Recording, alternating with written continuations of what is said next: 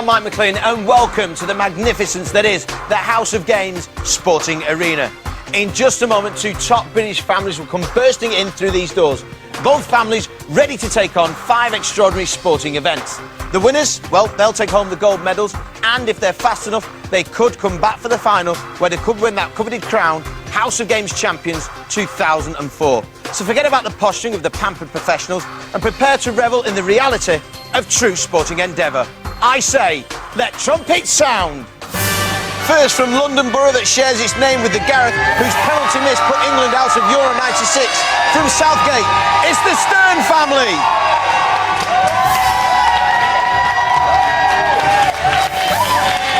Their opponents today come from the London Borough that is home to boxing world champion Lennox Lewis and Jeremy Beadle. From Barnet, it's the Melchiors. Now, both families are not only playing for family pride, but the fact that they really do want to humiliate each other. So let's find out more about them and their grievances. You've seen the families, and the good news is they're just inside there with our fitness expert, Lucy Harris-Smith. But keep your hands behind your head. Wait, what's your legs doing? Keep them down. And the man that's going to guide us through the first event and every other event is that silver-haired fox, the legend that is Mr. Sid Waddell.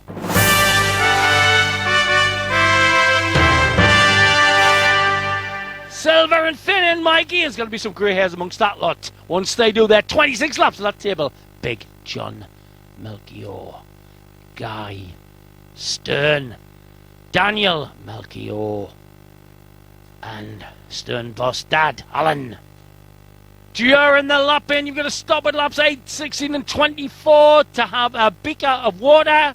These guys will make sure that happens. Is off, they go. And leading off straight away is Guy Stern, quickly followed by Daniel Melchior.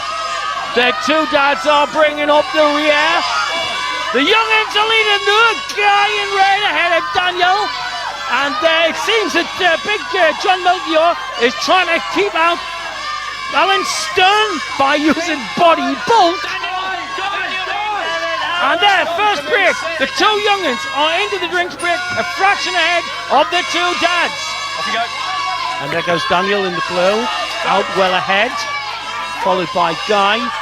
John is into the action, and a lap and a half behind at the moment is Alan. And again, John, who's a bit of a gambler, is keeping his bulk, trying to hold out the two reds. Clever tactics. Daniel in. Well, he's a big lad, his dad, and the tactics are working because Sisson is first down into the drinks. Daniel down as opponent Guy just takes the drink. And there, Daniel, I think, is just taking in extra laps now. He's got to be at least 2 laps ahead in the field. Meanwhile, the adults taking it for their very competitive brain between them. And once again, I don't know if his relatives did pillaging and looting and burning, but this tactic of getting his body bulk in the way of the Reds is certainly working.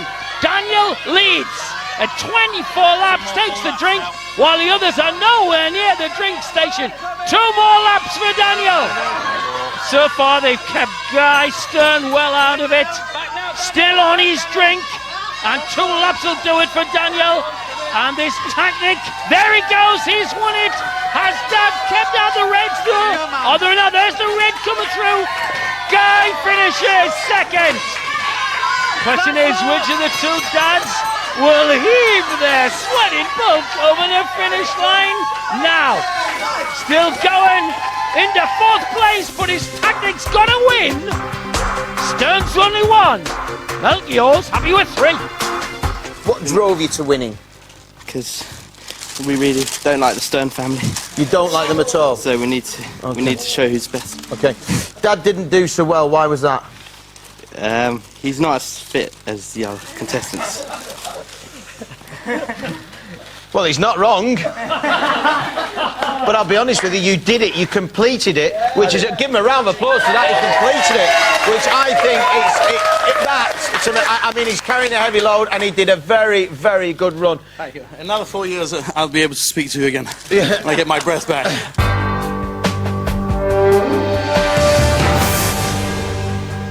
First visit to the pool where 2 lads sit astride their inflatable kayaks ready to row, a desperate 7 lengths. Daniel here is only 8 stone. Seen more meat on a jockey's whip. Whereas this lad could have a bit of buoyancy, could Ben, Red and blue team, take your marks in the pool. if he tipples out. And just like on the old Thames with the... Ooh, yes, like the old Thames, it's a bit nippy in there. As they prepare to take their oars to go 7 lengths. And just like the old varsity boat race, the sticks are raised. They were nose to nose. As I think, Ben, more or less sinking, but he's up to the end of the first lap first. And I'm not sure that's allowed in the rules because Daniel helped himself turn with his hand on the edge of the pitch. It's very, very, very tight. Ben using a sort of chopping wide-bladed motion. And Daniel have a sort of rudder effect and helping himself turn. He's got those turns mastered as Daniel. If you see him coming towards us, Ben looks as though he's there for the suntan at the moment. Daniel steaming away as Ben remounts. I think that's allowed in the rules. Lap 4. And this is making, you don't see this on the Thames with the pink Leander hats. This is the art of course rowing. And of course, only one winner at the moment. Daniel Stern crashing away. Got these turns worked out. Opponent now being lapped. Only one winner, and it's the Reds. Daniel is a top swimmer at school. Although presumably, when he's racing against other schools, he doesn't say year to year to year and start splashing his opponents. Well, I'm not sure it would work with Leander, but it works here. And now getting his spinning technique, quick wrist, just checks with the judges. Is this my last lap? They say yes. Opponent on the blue mat, which he's made look like a giant seaside deck chair. Daniel in the red is the winner. And opponent just doesn't know what to say other than, I'm sunk, pal. And they're just young lads, so a bit of year to year to year. I'll get you in the playground. Works for me. Certainly worked for the Stern gang. They take a lead with 4 points to the Melchior's 3. Spill, speed, agility, 3 things that you had none of. Why did you think you lost it, though? Because I'm not as good a swimmer as he is. And his upper I don't know if you're aware of this, but you're on Lilo, so there was no swimming involved. Oh, well, yeah, well, there's water there. Well, listen, we're going to get you a chance to get out of the water. You're shaking away. You need a bit of meat on that body. It's time now for the next event.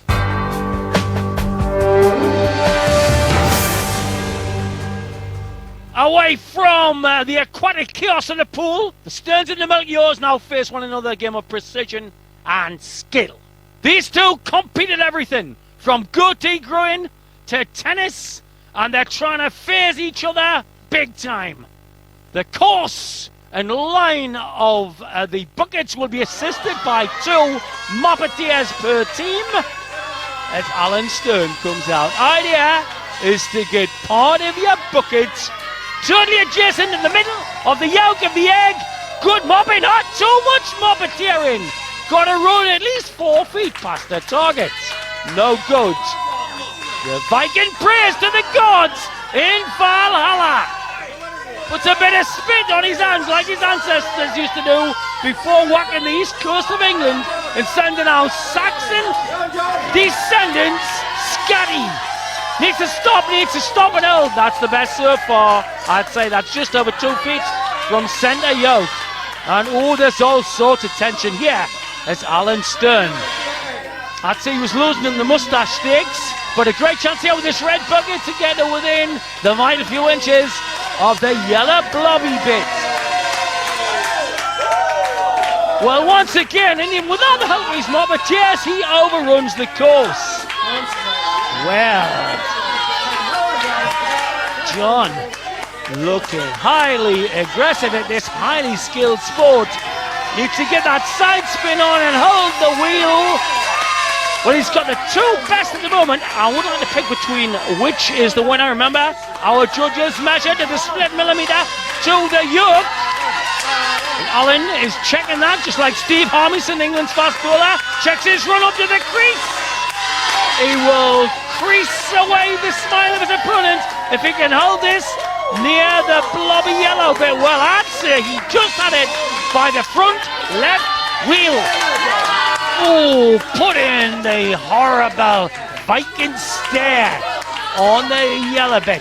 Now, he could employ a bit of bounce technique, could send this blue to tickle the red card out of the way, but lost his wheels. What a wimpy whack from the Viking.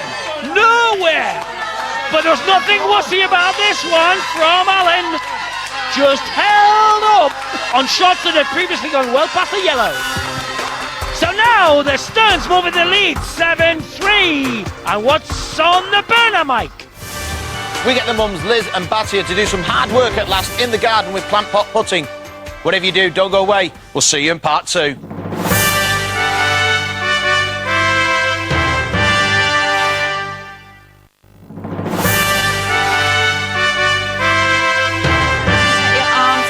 Welcome to the House of Games sporting arena, where today it really is a battle of the two dads.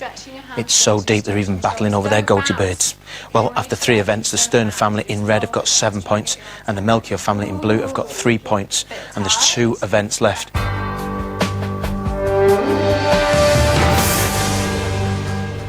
For God and Lord, it's sporting arena. The gnomes are hushed with expectation. And I am hot and sweaty from a steamy session with my electrocution teacher to get these right. Lavandola, Snowtail Hydrangea, and Hardy Lily will be putted by 2 strong ladies. Again, I hope I get this right. This is Lise Melchior, followed by Batia Stern. They are going to put the pots mightily. Red competitor Batia, chalk up and select your first pot. She admits she's not a sporty type, but she's full of attitude. With my street fighting training, Liz will just be a pushover. Badia has chosen to have a Badia or bash and a Hardy Lily. Prepare to toss your first pot. Now remember, it's where the lumps, even if they're broken, of the actual orange potland that counts. Not the soil, nor the mountain greenery.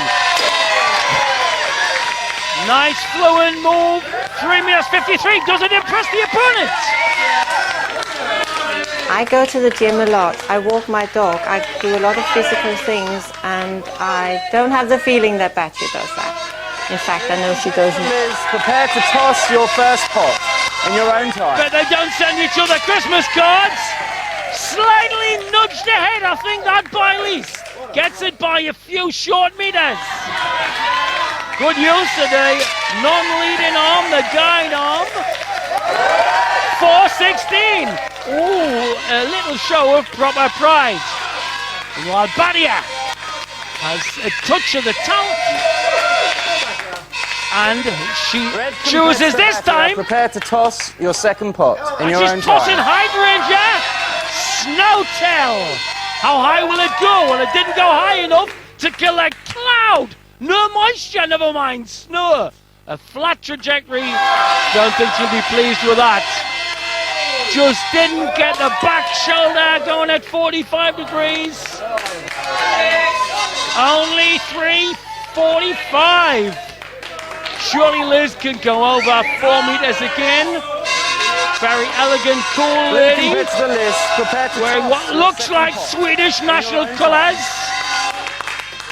4